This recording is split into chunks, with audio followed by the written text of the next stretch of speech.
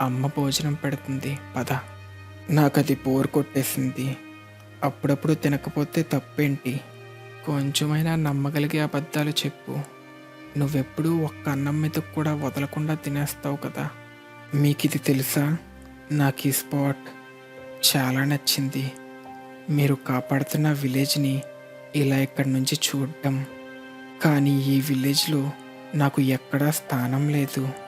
ఆలోచించి చూస్తే నిజమే. ఎంతైనా నేను బయటోడిని కదా.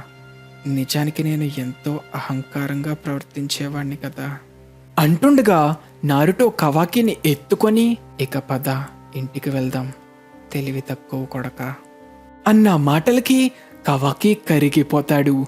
ఇంటికి వెళ్ళిన స్టార్టింగ్లో వద్దు అని మారం చేసినా తన కోసం తయారు చేసిన స్పెషల్ ఫుడ్ని చూశాక అందరితో కలిపి ఫుల్గా లాగించేస్తాడు.